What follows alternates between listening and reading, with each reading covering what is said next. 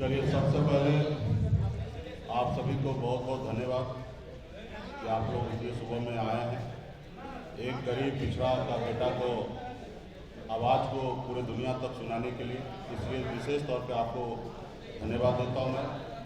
साथ ही जो कल तक हमारे विधायक थे उनको भी शुभकामना देते हैं कि वो कल तक हमारे साथ थे, वो फिर अपने निर्णय बदले हैं, वो जहाँ पे भी गए हैं उनको शुभकामना है।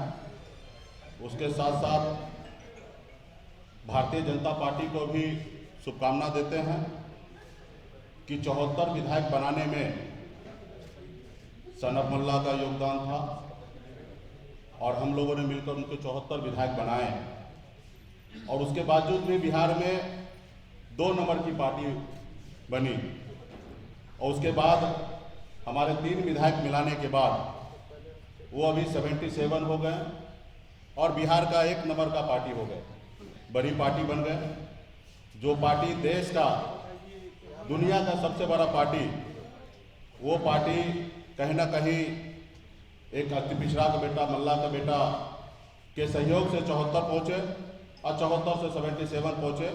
और इसके लिए मैं विशेष तौर पे भारतीय जनता पार्टी को बधाई देता हूं कि आप बिहार के सबसे बड़े पार्टी आप बने हैं, इसके लिए बधाई देता हूं।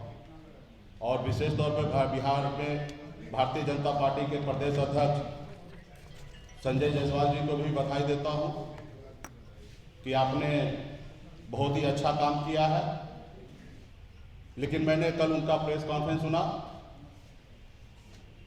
उन्होंने बहुत ही, जो बात उनको नहीं बोलना था उन्होंने बोला, बहुत झूठ बोला, जबकि वो ना 3 में थे ना 13 में थे।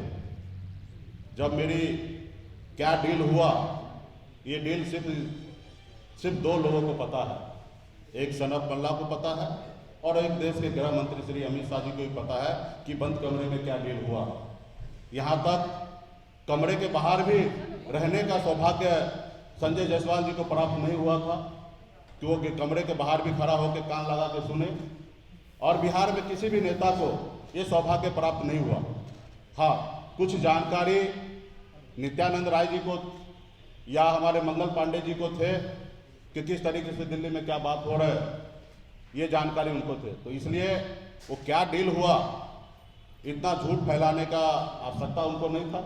उन्होंने तो विनर बन गया, 3 विधायक को लेकर बिहार का सबसे बड़ा पार्टी बन ही गया, तो उनको झूठ बोलने की क्या आवश्यकता है। तो इसके लिए मैं भारतीय जनता पार्टी को भी शुभकामना देता हूं, हमारे विधायक जो गए हैं उनको भी शुभकामना देता हूं। और मैं आपको बता दूं कि मैं 18 साल की उम्र से मैं संघर्ष कर रहा हूं, अपनी ज़िंदगी को बेहतर बनाने के लिए मैं मेहनत कर रहा था, मजदूरी कर रहा था।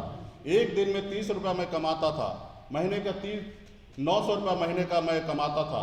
और ये हम अपनी ज़िंदगी में संघर्ष करके मुंबई जैसे शहर में, जहाँ पे रहने के लिए घर नहीं था, जहाँ पे अपने आप को फ्रेश होने के लिए जगह नहीं था, पब्लिक शौचालय में जाना पड़ता था, ऐसी ज़िंदगी मैंने जिया है। फुटपाथ पे मैंने खाना खाया है, फुटपाथ पे अपनी ज़िंदगी को बिताया है और वहीं से हमने संघर्ष करके मुंबई जैसे शहर में भी अपने एक अच्छा मुकाम मैंने बनाया।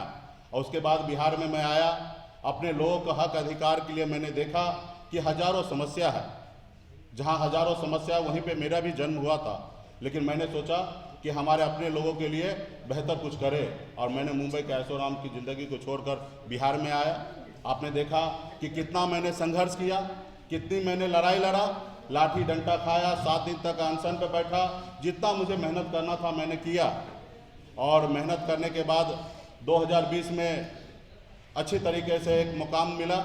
माननीय मुख्यमंत्री नीतीश कुमार जी के नेतृत्व में बिहार में काम करने का मौका मिला और लोगों को ये हजम नहीं हुआ कि उन देखे कि ये व्यक्ति संघर्ष के दम पर जब हमें 11 सीट देने पर मजबूर कर सकता है, तो ये लड़का आने वाले समय में बहुत मेहनत करेगा और शायद 11 सीट पे इनकी समझौता नहीं होगा, शायद 100 पे समझौता हो। तो उन्होंने ये देखा कि इसको कैसे रोका जाए, तो उन्होंने रोकने का काम किया है। और हम तो कुछ भी हाथ में नहीं था, जीरो में था, संघर्ष करना मैंने सीखा और संघर्ष के बदौलत मैं यहाँ पे आया हूँ। क्या मैं अपने समाज के लिए आरक्षण मांग रहा हूँ, मैं गुनाह कर रहा हूँ? क्या मैं अति पिछड़ा समाज को हक अधिकार दिलाना चाहता हूं, जितने उनके संख्या है उतने मैं उनको आरक्षण दिलाना चाहता हूं। मैं क्या गुनाह कर रहा हूं? क्या मैं कर्पूरी ठाकुर जी का सपना पूरा करना चाहता हूं? क्या मैं गुनाह कर रहा हूं? क्या मैं चाह रहा हूं कि देश में जातिगत जनगणना हो? उसके लिए मैं क्या गुनाह कर रहा हूं? तो मैं हर चीज़ में मुखर के अपनी बात को रखता था, मैं अपने काम को कर रहा था। लेकिन लोगों को लगा कि ये बड़ा हीरो हो जाएगा, काम करेंगे। कल ही हमने बेतिया में करबरा सरैया मन है 348 एकड़ का, जो 20 साल से विभाग प्रयास कर रहा था कि ये विभाग में ट्रांसफ़र हो जाए, लेकिन मैंने कल ही कैबिनेट से पास कराया और विभाग में हमने ट्रांसफ़र किया। वो मन में झील में कम से कम 10,000 परिवार का घर गुजर बसर हो सकता है, खास करके मछुआरा भाई का। तो मैं उनके लिए काम कर रहा हूँ। आज बिहार में 32,000 तालाब है, जिसमें से 15,000 तालाब से अधिक तालाब पे कब्जा हो चुका है, अतिक्रमण हो चुका है। मैं उसके लिए प्रयास हूँ, अलग से टीम बना के उसको मैं चाहता हूँ कि अतिक्रमण मुक्त कराऊँ। तो लोगों को लगता है कि ये काम करने के बाद कहीं ना कहीं इस समुदाय में हीरो बन जाएंगे, तो इसलिए लोगों ने रोकने का काम किया है और मैं मजबूती से आगे बढ़ रहा हूँ। मेरी ज़िंदगी में तो बचपन से ही संघर्ष है।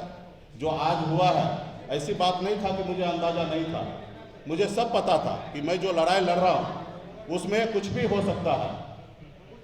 कुछ लोग चाहते हैं कि मैं ऐसा आदमी बना कर रखूं कि जिनको मैं बोलूं कि उठो तो उठेंगे, बोलूँगा बैठो तो बैठेंगे। तो ये पहले हुआ करता था किसी कालखंड में। समाज में कुछ ऐसे नेता था जिनको अपने आप पे भरोसा नहीं था, इसलिए वो ऐसे करते थे कि किसी के कहने पे सुनने पर उठते थे और बैठते थे।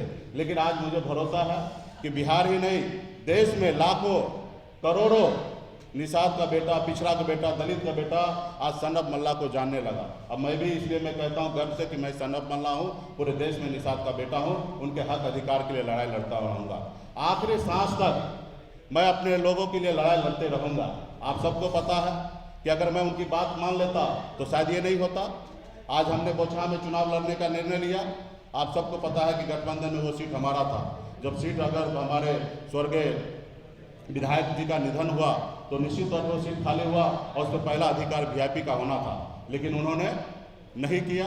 उन्होंने अपने मन से अपने प्रत्याशी का नाम का घोषणा कर दिया और आपने देखा कि 4 महीना उनके पार्टी के लोग किस तरीके से बेइज्जत करते रहे, उनके सांसद किस तरीके से अभद्र बात करते रहे। मैं सुनते रहा क्योंकि मुझे वहाँ पे चुनाव लड़ना था। आज हमें लोग टारगेट कर रहे हैं कि आप उत्तर प्रदेश में चुनाव लड़े, देश के प्रधानमंत्री जी को लेके विरोध किए। तो भैया आप बताइए, मेरा जो हक अधिकार है वो मैं किससे मांगूंगा? मैं अमेरिका में जाके मांगूँ या मैं राहुल गांधी जी से मांगूँ? देश के प्रधानमंत्री नरेंद्र मोदी जी हैं, उनको लगता है वो प्रधानमंत्री जी उनके हैं, लेकिन उनको ये नहीं पता है कि देश के प्रधानमंत्री जी पूरे 140 करोड़ देश के जनता का प्रधानमंत्री है और हमारे भी प्रधानमंत्री हैं। और हम अपने प्रधानमंत्री से अगर जो हमने सोचा था, जो हमारे समाज का हक अधिकार है, वो हम उनसे नहीं मांगे तो किनसे मांगे? आज बंगाल में निषाद को आरक्षण मिल रहा है, दिल्ली में आरक्षण मिल रहा है, लेकिन बिहार में या उत्तर प्रदेश झारखंड में नहीं मिल रहा है। तो ये सवाल मैं किनसे करूँगा? आज उनसे मैं मांगने का काम किया तो उनको लगता है कि ये गलत किया। आज उत्तर प्रदेश में तो जेडीयू भी चुनाव लड़े, लेकिन उनके सामने में तो आपने कुछ नहीं बात रखा। लेकिन मुकेश सहनी को आपने टारगेट किया, मुकेश सहनी को आपने कमज़ोर करने का कोशिश किया है। तो खैर, आपका जो निर्णय था आपने लिया है। अभी हमें बिहार में बिहार के जनता के लिए, लोगों के लिए काम करने का मौका मिला है। मैं काम करते रहूँगा और आगे बढ़ते रहूँगा। जब तक मेरे शरीर में सांस रहेगा तब तक मैं अपने समाज के हक अधिकार के लिए, अति पिछड़ा के लिए लड़ाई लड़ते रहूँगा। किसी के सामने में कभी नहीं झुकूंगा, चाहे दुनिया का कोई भी ताकत क्यों ना हो। हाँ, कंधे से कंधे मिला के चल सकता हूँ। अगर 4 बात अगर आपका मानता हूँ तो 4 बात आपको हमारा भी मानना पड़ेगा। अगर आप कहेंगे कि मैं शहंशाह हूँ तो मैं इस दुनिया में, इस धरती पर किसी को शहंशाह मानने के लिए तैयार नहीं हूँ कि आप चाहे वो जो कर सकते हैं, आप स्वतंत्र हैं वो सब चीज़ करने के लिए। तो इसलिए आज जो हुआ है ये कोई बड़ा घटना नहीं है, ये सामान्य घटना है। ये संसार में हमेशा होते रहा। जब गरीब, पिछड़ा, दलित का बेटा आगे बढ़ने का काम किया, आगे अपने लोगों को आगे बढ़ाने का काम किया, तो उनके साथ हमेशा ऐसे होते रहा। आपने अभी हाल फिलहाल में आपने देखा कि चिराग पासवान जी का पार्टी किस तरीके से तोड़ा गया, परिवार में फूट डाला गया, लेकिन क्या हुआ? उससे पहले आपने देखा कि हमारे बिहार के मुख्यमंत्री श्री नीतीश कुमार जी, उनकी पार्टी अरुणाचल प्रदेश में 6 विधायक ले लिए। फिर क्या हुआ? तो ये विधायक पार्टी नहीं बनाया, पार्टी ने विधायक को बनाया। पार्टी में लोग आते जाते रहेंगे, हमारे विचारधारा से पार्टी आगे बढ़ेगा और जिनको एक्सेप्ट होगा वो पार्टी में हमारे विचारधारा से चलेंगे, जिनको नहीं एक्सेप्ट होगा वो अपने रास्ता अलग बनाएंगे। तो वैसे लोगों को भी शुभकामना देते हैं कि थोड़ा पेशेंस रखिए, ईमानदारी के साथ रहिए। आपको जो जनता ने आपको चुन के भेजा है उनके ऊपर भी आप भरोसा रखिए। यही नहीं है कि आपको नेम फेम पावर मिल जाए, वही चीज़ है। आज मैं चाहता तो चैन से ज़िंदगी जीता, लेकिन मैंने ये नहीं चुना, मैंने संघर्ष का रास्ता चुना। अब मेरे हाथ में था ही क्या जो मैं खो गया। कल फिर 4 बनाया, फिर 40 बनाएंगे। लोगों का भरोसा अगर हम पे जो रहा तो निश्चित तौर पे हम अपने कामयाब होंगे। तो इसलिए इससे मैं ज़्यादा भयभीत नहीं हूँ, चिंतित नहीं हूँ। अभी मेरा लक्ष्य है कि बोछा में मजबूती से हमारा जो जनाधार है, जो ताकत है, उसको लगाकर बोछा सीट पर लड़ेंगे और जीतेंगे। अब बाकी ज़िंदगी में जो कठिनाई अभी दिख रहा है आप लोगों के सामने में, इससे बड़े बड़े कठिनाई को हमें सामना करना पड़ेगा।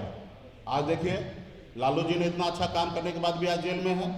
तो ये सब संसार का एक पार्ट है, ये होते रहेगा। इसके लिए हमें घबराने की आवश्यकता नहीं है। इसलिए आप लोगों ने एक गरीब पिछड़ा का बेटा को आवाज़ को देश दुनिया में पहुंचाने के लिए आप लोगों ने हमारे साथ यहाँ पे उपस्थित हैं, तो आप सभी को इसके लिए मैं धन्यवाद देता हूँ। कुछ विशेष अगर आपको बात रखना है, पूछना है, तो मैं शांति से जवाब दूंगा, लेकिन कृपया करके एक एक करके पूछेंगे तो मैं अच्छा रहेगा। जी।